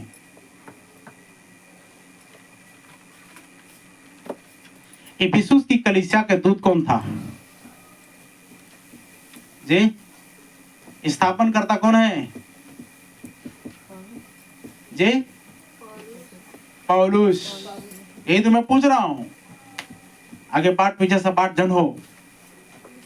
स्थापनकर्ता पौल था इफिसुस के कलीसिया का। ये चर्च किसका था बोलने से? पौलुस का था। प्रेरितों के काम 20 अध्याय 27 पद को पढ़ो। अब आपको प्रश्न का आपका उत्तर मिलने जा रहा है, जल्दी पढ़ें। प्रकाशित प्रेरितों के काम 20 अध्याय उसका 27 पद। क्योंकि मैं परमेश्वर के सारे अभिप्राय को तुम्हें पूरी रीति से बताने से न जीतता। देखो यहाँ पर बोल रहा है यही पौलुस, क्या बोल रहा है कि मैं, फिर से पढ़िए, क्योंकि मैं परमेश्वर की सारे अभिप्राय को, सारी मनसा को, सारे विचार को तुम्हें पूरी तरह से बताने से मैं कभी नहीं झिझका। आगे जी, इसलिए अपनी और पूरे झुंड की चौकसी करो। यह देखो लिखा है ना, इसलिए अपने और अपने झुंड की चौकसी करो। यही भविष्यवाणी कर रहा है पौलुस। जिसमें पवित्र आत्मा ने तुम्हें अध्यक्ष ठहराया है। जिसने पवित्र आत्मा ने तुम्हें क्या ठहराया है? अध्यक्ष अध्यक्ष ठहराया है। पवित्र आत्मा ने भाई, आज के लोगों ने नहीं, लोगों ने हाथ रखते हैं, लेकिन यहाँ पवित्र आत्मा ने अध्यक्ष ठहराया। आगे कि तुम परमेश्वर की कलीसिया की रखवाली करो। कि तुम परमेश्वर की कलीसिया की क्या करो? रखवाली करो। आगे जिसे उसने अपने लहू से मोल लिया है। जिसे उसने अपने लहू से क्या किया है? मोल लिया है। कितनी बड़ी कीमत चुकाई है प्रभु ने, बता सकते हैं? लहू से खरीद लिया है कलीसिया को। आगे मैं जानता हूँ कि मेरे जाने के बाद फाड़ने वाले भेड़िए तुम में देखो, मैं जानता हूँ, पौलुस क्या बोल रहा है? मैं जानता हूँ, मैंने चर्च का निर्माण किया, इफिसुस चर्च का, लेकिन जब मैं जाने का समय आ गया, जब मैं चला जाऊंगा यहाँ से, तो मेरे जाने के बाद मैं जानता हूँ, क्योंकि भविष्यवक्ता था, मेरे जाने के बाद में फाड़ने वाले भेड़िए तुम में आएंगे। फाड़ने वाले भेड़िए तुम में आएंगे, जो झुंड को न छोड़ेंगे। देखो लिखा है ना, झुंड को नहीं छोड़ेंगे, झुंड को फाड़ेंगे। वो मतलब तितर बितर करेंगे, अलग अलग करेंगे। आगे तुम्हारे ही बीच में से भी ऐसे ऐसे मनुष्य उठेंगे। अरे तुम्हारे ही बीच में से ऐसे ऐसे मनुष्य उठेंगे जो चेलों को अपने पीछे खींच लेने को टेढ़ी मेढ़ी बातें कहेंगे। सुन रहे हैं? यही तो निकोलाई है। इसलिए जागते रहो और स्मरण करो कि मैंने 3 वर्ष तक रात दिन आंसू बहा बहा कर। कितने वर्ष तक? 3 वर्ष तक रात दिन आंसू बहा बहा कर हर एक को चेतावनी देना न छोड़ा। हर एक को चेतावनी देना नहीं छोड़ा। हालेलुया। तो इसी के बारे में तो यहाँ पर हम लोग पढ़ रहे हैं। ये भविष्यवाणी किया,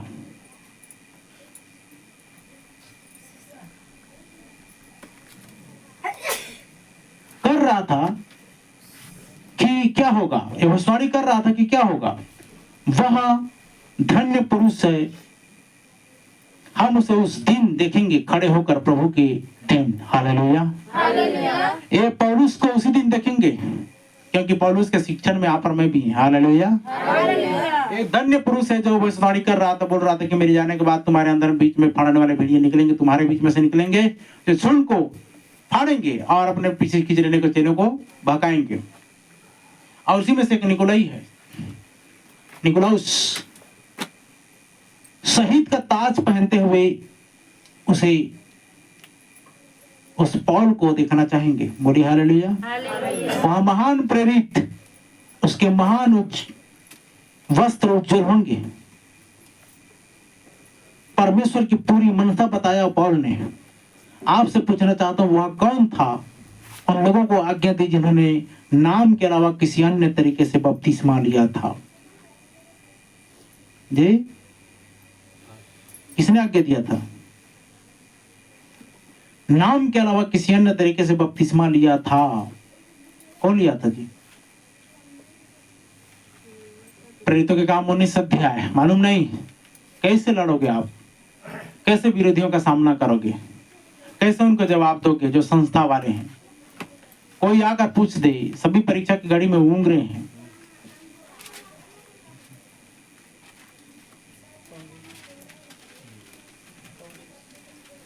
पढ़ो 19 अध्याय प्रेरितों का काम 1 से। जब अपुल्लोस कुरिन्थुस में था, हाँ, तो पौलुस ऊपर के सारे प्रदेश से होकर इफिसुस में आया। इफिसुस में आया। वहाँ कुछ चेलों को देखकर उनसे कहा, हाँ, क्या तुमने विश्वास करते समय पवित्र आत्मा पाया? क्या तुमने विश्वास करते समय पवित्र आत्मा पाया? उन्होंने उससे कहा, क्या कहा? हमने तो पवित्र आत्मा की चर्चा भी नहीं सुनी। नहीं सुनी। उसने उनसे कहा, कहा, तो फिर तुमने किसका बपतिस्मा लिया? किसका बपतिस्मा लिया? उन्होंने कहा, यूहन्ना का बपतिस्मा। हाँ, पौलुस ने कहा, यूहन्ना ने यह कहकर वन फिराव का बपतिस्मा दिया कि जो मेरे बाद आने वाला है, हाँ, उस पर अर्थात यीशु पर विश्वास करना। यीशु पर विश्वास करना। यह सुनकर उन्होंने प्रभु यीशु के नाम में बपतिस्मा लिया। आमेन। आमीन। यही तो बोल रहा हूं, नाम के अलावा इन लोग बपतिस्मा लिए थे, तो पौलुस ने आज्ञा दिया कि नहीं? पौलुस स्थापन करता है, निर्माण करता है उस चर्च का, और वही आदेश दे रहा है। तो सारे लोगों ने उसकी बात को मान लिया और फिर से बपतिस्मा ले लिया। यही तो था। और आगे देखते हैं फिर क्या हुआ। आगे? हाँ, और पौल ने उन्हें फिर से बपतिस्मा लेने की आज्ञा दी। जब पौलुस ने उन पर हाथ रखे, हाँ, तो पवित्र आत्मा उन पर उतरा उतरा। और वे भिन्न भिन्न भाषा बोलने और भविष्यवाणी करने लगे। जी, ये सब लगभग 12 पुरुष थे। अच्छा ठीक है। अब देखिए गलतियों की पत्री 1 अध्याय 8 पद पढ़िए। गलतियों की पत्री 1 अध्याय उसका 8 पद।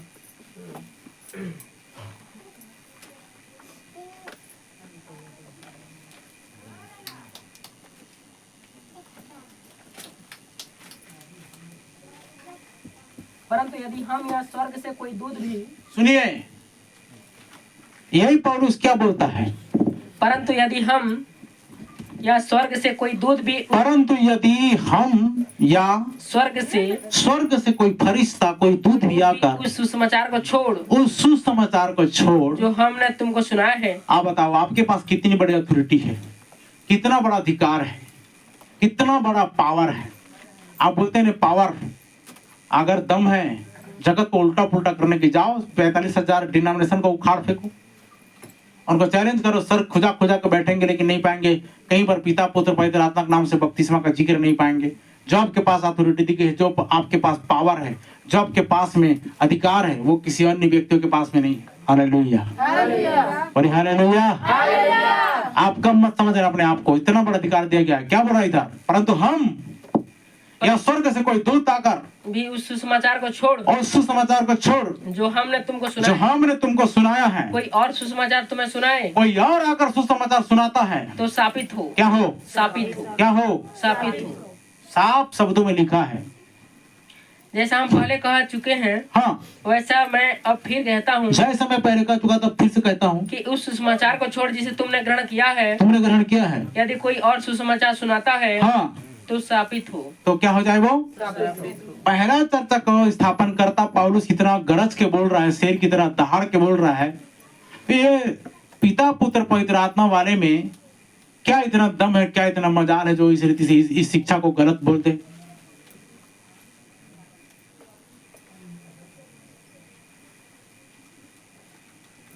कोई बिशप, कार्डिनल या सामान्य पर्यवेक्षक या पादरी या कुछ और की बात ही छोड़ दो। यदि कोई स्वर्गदूत भी स्वर्ग से नीचे आता है और कोई अन्य सुसमाचार को बताता है, तो उसे श्रापित होने दो। क्या होने दो? कोई दूत, कोई भूत, कोई प्रेत, कोई आत्मा, कोई पास्टर, कोई पादरी, कोई शिक्षक, कोई रखवाला, कोई भजदक्ता, कोई प्रेरित अगर आकर के इस रीति से झूठी शिक्षा बताता है, तो उसे श्रापित होने दो। लिखा है सीधा साफ साफ। क्या होने दो? आप बताइए, इतना बड़ा अथॉरिटी आपको दी गई है, फिर भी आप संस्था वालों के सामने में क्या करते हैं? घुटना टेकते हैं, नाक रगड़ते हैं, माथा टेकते हैं, प्रार्थना कराते हैं। आपको उसके लिए खुद प्रार्थना की जरूरत है। आप देखिए प्रेरितों का काम 20 अध्याय 27 पद तो पढ़िए। यह एक भविष्यवाणी है, इसलिए अपना और सब लोगों का ध्यान रखो करके पौलुस ने क्या किया? बोला, क्योंकि मैं परमेश्वर के सारे अभिप्राय को तुम्हें पूरी तरह से बताने से न झिझका। हाँ, प्रभु ने खरीदा है। ये तो हो गया है। हाँ, उसी को तो पढ़ रहे थे, जिसे अपने खून से, किससे खरीदा है? अपने लाभ से मोल लिया है। खून से उस कलीसिया की रखवाली करो। हाँ, परमेश्वर के चर्च की खिलाओ जिसे उसने खरीदा है। मतलब जितना अधिक आप बेहतर कर सकते हो वो परमेश्वर की कलीसिया के लिए कर सकते हो। प्रभु यीशु मसीह ने अपने खून से जिस कलीसिया को खरीदा, प्रभु यीशु मसीह के खून से जिन चर्च को उसने मोल लिया, उस कलीसिया को खिलाओ, उस कलीसिया को अच्छे से अच्छा चीज दो, उनके लिए जितना करना है उसके लिए करो। हालेलुया। हालेलुया। वही तो प्रभु की सेवा है। जितना बेहतर कर सकते हो उसकी कलीसिया के लिए करो। बोलिए हालेलुया। हालेलुया।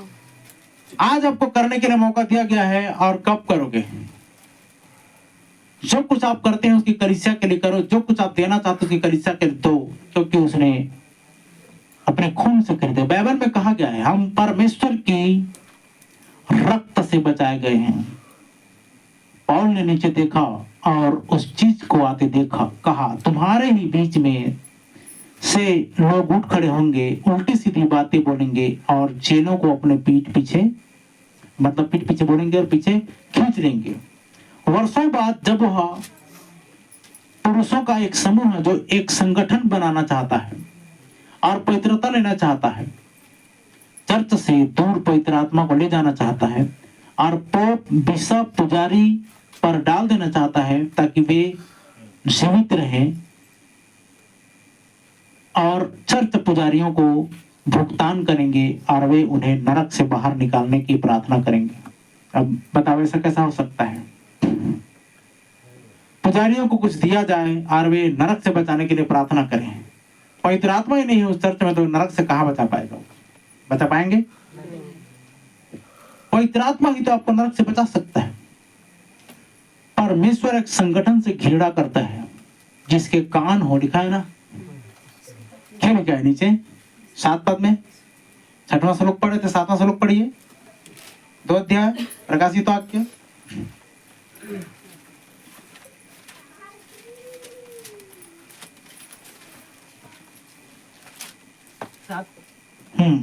जिसके कान हो वह सुन ले, जिसके कान हो वह सुन ले कि आत्मा कलीसियाओं से क्या कहता कि आत्मा कलीसियाओं से क्या कहता है। क्या कहता है। जो जय पाए हाँ, मैं उसे उस जीवन के पेड़ में से जो परमेश्वर के स्वर्ग लोक में है, मैं उस जीवन के पेड़ में से जो परमेश्वर के स्वर्ग लोक में है फल खाने को दूंगा। फल खाने को दूंगा। जो जय पाए, पहला इनाम, पहला पुरस्कार, जीवन के पेड़ में से फल खाने को मिलेगा जो जय पाए।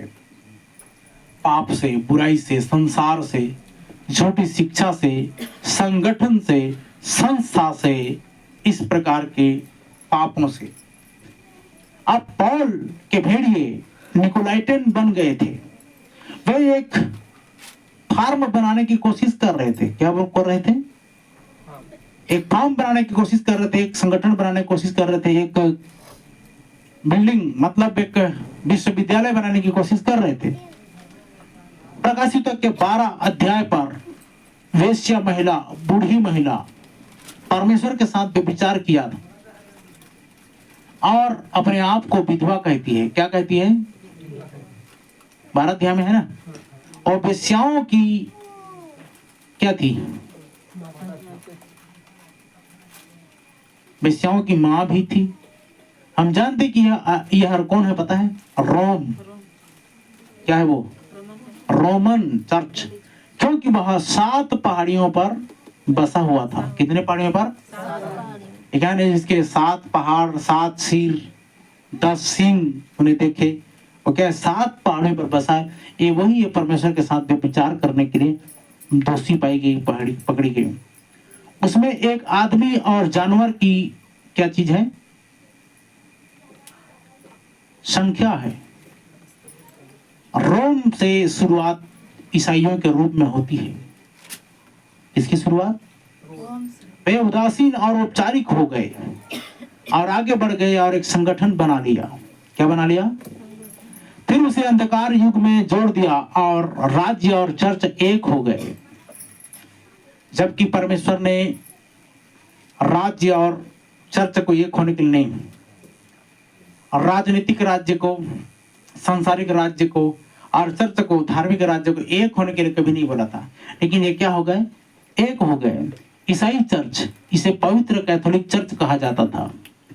कैथोलिक शब्द का अर्थ है सार्वभौमिक, महान सार्वभौमिक ईसाई चर्च। और उन लोगों को इस चर्च में बुलाया जो अन्य भाषा में बात करते थे। क्या करते थे? चिल्लाते थे, बीमारों को चंगा करते थे इत्यादि। ये विधर्मी और अंततः इसे तब तक इतना विवश बना दिया कि कोई भी इस तरह से पूजा आराधना करते हुए पकड़ा गया और यदि वे गले न लगे तो उन्हें सिंहों की मान में फेंक दिया जाएगा। कोई आए और वैसा उस ढंग से न करे, उनकी तरह बोली भाषा ना करे, उनके तरह काम ना करे, तो उनको कहाँ फेंक दिया जाता था? सिंहों की मांग में। वो बड़ा खतरनाक सताव का समय था। यह कैथोलिक धर्म सैकड़ों वर्षों तक यही चलता रहा। उस उत्पीड़न के बावजूद भी चर्च कभी नहीं मारा। बोलिए हालेलुया। और इसे मार भी नहीं सकते। आमीन। परमेश्वर ने कहा यह अंत तक जीवित रहेगा। बोलिए हालेलुया। लोग अन्य भाषा में ना बोले, लोग उस टाइप की बातों को ना करें, उनके जैसा पवित्र रोमन कैथोलिक चर्च ना बने, उनको मार दिया जाता था, फेंक दिया जाता था सिंहों के मान में। लेकिन परमेश्वर ने तब भी बचा करके रखा और रात भी बचा कर रखेगा, अंतिम समय तक बचा कर रखेगा। बोलिए हालेलुया। और इनाम क्या था? आपने देखा ना, जीवन का मुकुट। आमीन। किसका मुकुट? जीवन का मुकुट, मृत्यु का नहीं, जीवन का मुकुट देगा इनाम में। लूथर थोड़ा जोर लगाया जब हमारा, तब क्या हुआ? उन्होंने इसे संगठित किया और लूथरन चर्च बनाया। उन्हें एक सिद्धांत क्या कर लिया? सिद्धांत मिल गया, रोमनवाद में जन्म दे दिया। सुन रहे हैं सभी, इतिहास की बातें हैं, हम इतिहास पढ़ रहे हैं, चर्च एज पढ़ रहे हैं। तो वेस्ली ने इसे देखा और विल्टफील्ड, असबरी में ये कई महान पुनरुत्थानवादी थे। उन्होंने उस दिन दुनिया को बचाया। उस फिलाडेल्फिया चर्च युग में उनका पुनरुद्धार हुआ। हालेलुया। जिसने इंग्लैंड और अमेरिका को भी बचाया। वे जहां थे वहीं बैठकें की, उन्हें बाहर निकाल दिया गया और होली रोलर्स कहा गया। क्या कहा गया? होली रोलर्स। ये कौन कौन आए? जैसा भी मैंने नाम बताए, ये लोग आए और अपना काम शुरू किया, दुनिया को बचाए। इन लोग इस प्रकार की बातों को, मेथोडिस्टों ने ऐसा किया, फर्श पर गिर जाते थे, पानी डालते थे। यही मेथोडिस्ट इतिहास है। वहां से क्वेर वगैरह आते हैं कि अब उन्होंने इसका आयोजन किया। इन्होंने ही इसे आदिम मेथोडिस्ट बनाया। मेथोडिस्ट चर्च में एक बार रॉक एंड रोल पढ़ा रहे थे। क्या पढ़ा रहे थे? मेथोडिस्ट में एक बार रॉक एंड रोल पढ़ा रहे थे। नबी ने कहा यह शर्म की बात है, उस झूठे भजदक्ता में शैतान है। लोग क्या बोलना शुरू कर दिए? उस झूठे भजदक्ता में ये खुद बोला वहां पर कि शर्म की बात है, झूठे भजदक्ता में शैतान है। जब नबी ने कहा आपकी भावनाओं को ठेस पहुंचाना नहीं चाहते हम, लेकिन यही सत्य है। ईश्वर का हम चाहते हैं कि आप क्रोधित हो जाएं और आप पवित्र शास्त्र का अध्ययन करना शुरू कर दें। बोले हालेलुया। नबी ने साफ शब्दों में बोले हम चाहते हैं कि तुम क्रोधित हो जाओ। लेकिन झूठे भजदक्ता में जो रॉक एंड रोल पढ़ा रहा है, क्या है? शैतान है। अभी आपने सुने कि नहीं, मिकाया को छोड़ करके सारे लोग क्या बोल रहे थे? तो चढ़ाई कर कृतार्थ हो। एक तो लोहे का सिंह बनाकर उसे बोल रहा है कि तू जयवंत हो जाएगा, लेकिन उसको संतुष्टि नहीं मिली। और कुछ तो सच्चाई होना चाहिए। और याद रखिए, पूरी दुनिया के लोगों को चैलेंज करने की आवश्यकता है। इस सच्चाई को छोड़कर और कोई सच्चाई नहीं है। जितना है झूठ के बुनियाद पर टिके हुए हैं। यीशु के नाम का बपतिस्मा के अलावा कोई और बपतिस्मा नहीं है। इसीलिए पूरे दुनिया को हम चैलेंज करते इस बात में कि जो आपके और हमारे पास में जो सच्चाई आई हुई है, ये शुरुआत की बुनियादी सच्चाई है। बोलिए हालेलुया। इसी में आपको और मुझको टिके रहने की जरूरत है। बोलिए आमीन। मेथोडिस्ट चर्च में एक बार ये हुआ था, तो ये सारी बातें हुई।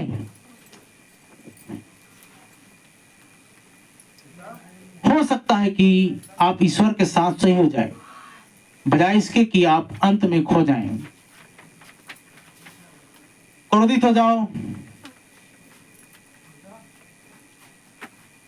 गुस्से में हो जाओ, लेकिन अध्ययन सही रीति से करो और परमेश्वर के साथ एक हो जाओ, बजाय इसके कि आप परमेश्वर से ही छूट जाओ।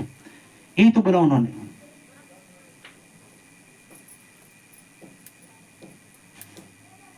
ये हो सकता है कि आप हमें भी पसंद ना करें, लेकिन किसी दिन आप अपना हाथ हमारे ऊपर रखेंगे और कहेंगे कि यह सत्य है और वे इसी में जा रहे हैं। बोलिए हालेलुया। जितने लोग ठुकरा के गए उनको मानना पड़ेगा, यकीन करना पड़ेगा कि वे सही हैं, और जो कर रहे हैं वो सही कर रहे हैं, वो सही में जा रहे हैं। हालेलुया। चलिए आगे जाते हैं। बाइबल में कहा गया है कि वे ऐसा ही करेंगे। यदि वेस्ली ने किया तो पेंटिकोस्टल आए और उन्हें उपहारों की बहाली मिल गई, अन्य भाषा में बोलना, पवित्र आत्मा का बपतिस्मा शुरू कर दिया। ठीक वैसे ही जैसे मकई का दाना जमीन से बाहर आता है। मकई किसको बोलते जानते हैं? मक्का। मोबाइल का बनना बहुत जरूरी है। मोबाइल में थोड़ा सा मसाला है और दिखाने में अच्छा लगता है। मकई का पौधा भी बताता मैं, हर रंग का, उसका जड़ और तना, पौधा, उसकी फुनगी, उसमें फल कैसे लगते हैं उसको आपको बताता।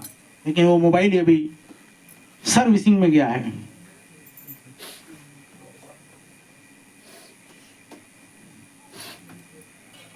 चलिए आगे देखते हैं उसके बाद में क्या है।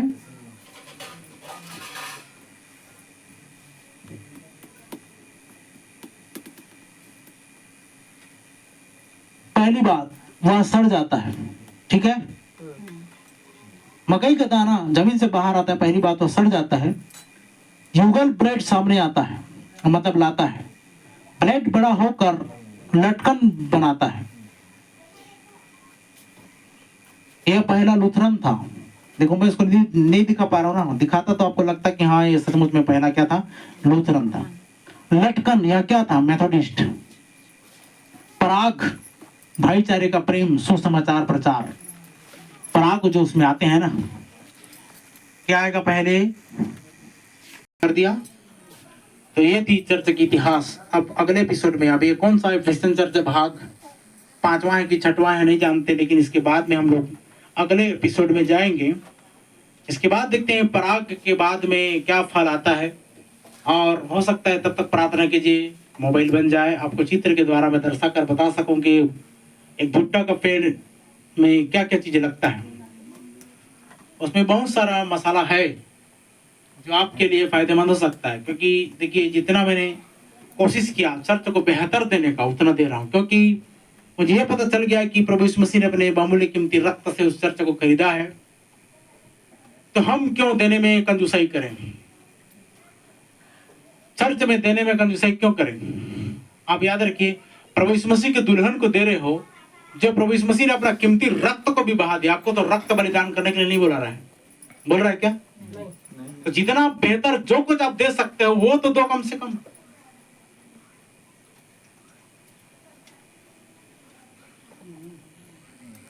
कितना कितना क्या करना है वो आपके ऊपर में डिपेंड करता है। डालियों में फल लगनी चाहिए, फलवंत आपको होना चाहिए।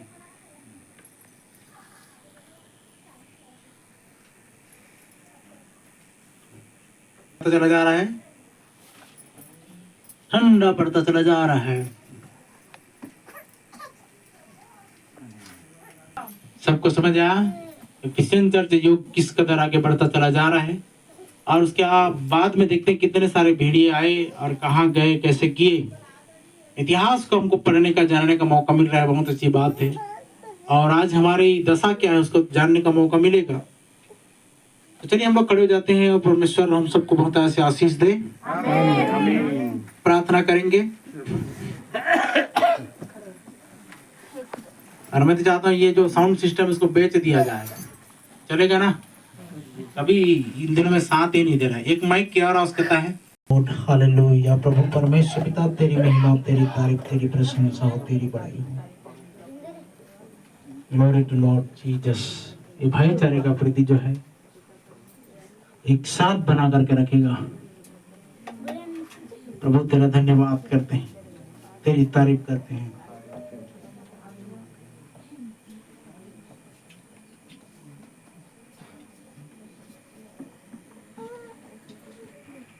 खुदा है मोहब्बत, मोहब्बत खुदा है। खुदा है मोहब्बत, मोहब्बत खुदा है। खुदा की मोहब्बत, खुदा की मोहब्बत सबसे जुदा है। खुदा है मोहब्बत, मोहब्बत खुदा है। खुदा है मोहब्बत, मोहब्बत खुदा है। खुदा की मोहब्बत, खुदा की मोहब्बत सबसे जुदा है। खुदा है मोहब्बत, मोहब्बत खुदा है। खुदा है मोहब्बत, मोहब्बत खुदा है।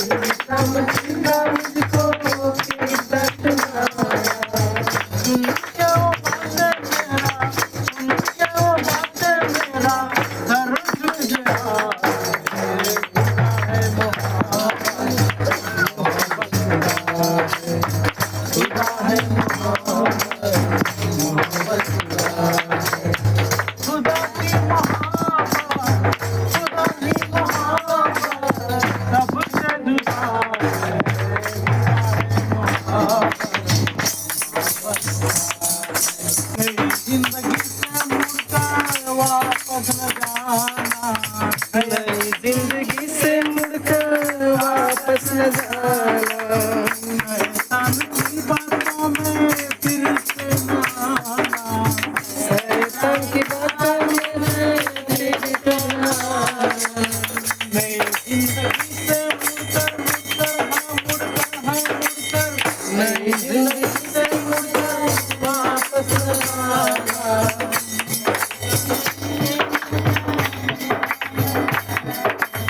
शैतान की बातों में फिर से न आना। जन्नत का हमसे खुदा में, जन्नत का हमसे खुदा ने वादा किया। खुदा है महान, खुदा है महान, खुदा की महान, खुदा की महान सबसे जुदा।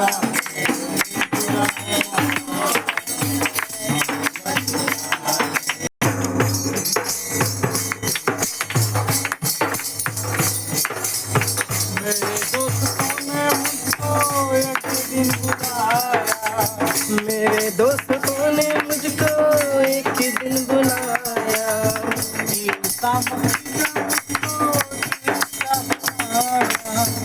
ईसा मसीह का मुझको किस्सा सुनाया।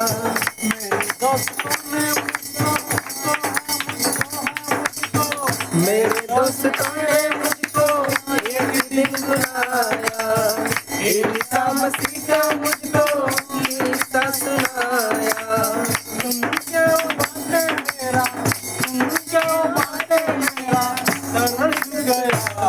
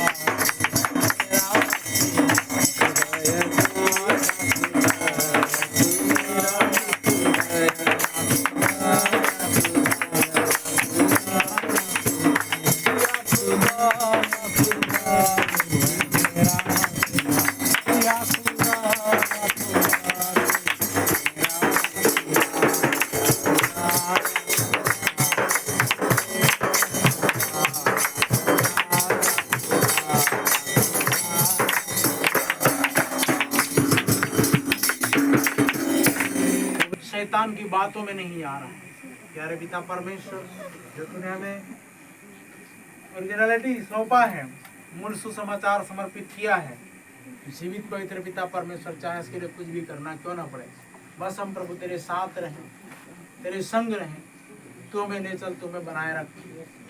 बहुत से लोग आएंगे जाएंगे, लेकिन प्यारे पिता परमेश्वर, तेरे चुने हुए में से जो कुछ थोड़े रहेंगे वो सचमुच में स्वर्गीय राज्य में जाएंगे। हे पवित्र परमेश्वर, सबको तेरे हाथों में सौंप देते हैं। इनमें से इतने प्रिय लोग यहाँ पर उपस्थित हैं, चर्चा मंडली को तेरे हाथों में सौंप देते हैं।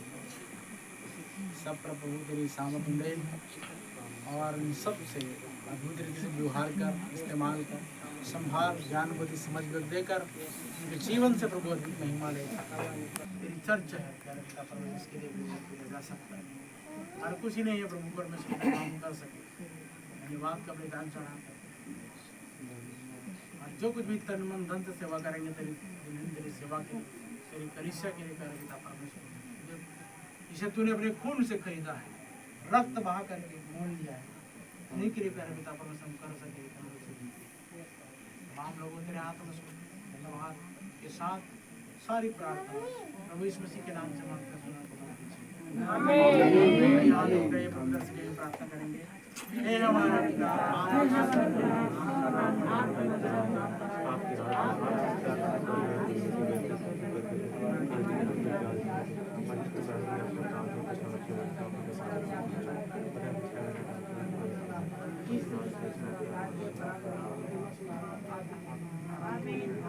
Amen.